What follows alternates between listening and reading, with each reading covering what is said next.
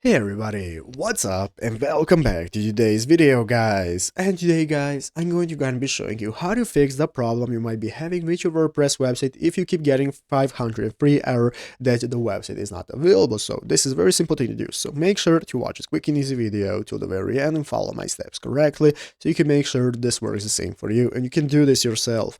But yeah guys, let's get straight into it. So the first thing you want to do is to go ahead and open up the official WordPress website right here at WordPress.com if you have not already. And after opening it up, you'll be greeted by this main page right here. Very in the upper right corner, you want to get started with logging into your account. So if you have not already, go ahead and log into your account. And after logging in successfully, you'll be greeted by this home page right here. Very the left side screen, you can find all the sections for your website, such as home, statistics, upgrades, and so on.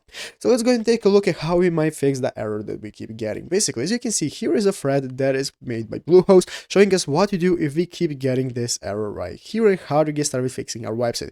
Basically, you can find everything in great detail right here in great depth showing you why it's happening. But basically, here is the most causes on why it might be happening and what we can do to go ahead and fix that. Basically, guys, sometimes the problem is just with your theme and plugins. So if you have maybe too much plugins or you have some plugins that are not updated and they're causing your website to crash, you want to make sure that all the plugins are working correctly and are updated to the latest version. So if that isn't the problem, you want to make sure your theme isn't the issue, you don't have too much media or something clogging your website so that people when enter it keep getting the error. You want to make sure everything is running smooth. So here are the other options you can check out, such as if you're maybe having some barcode snippets or exceeding resource limits, you want to make sure everything with your website is set up nicely. So here are some of the fixes you can make.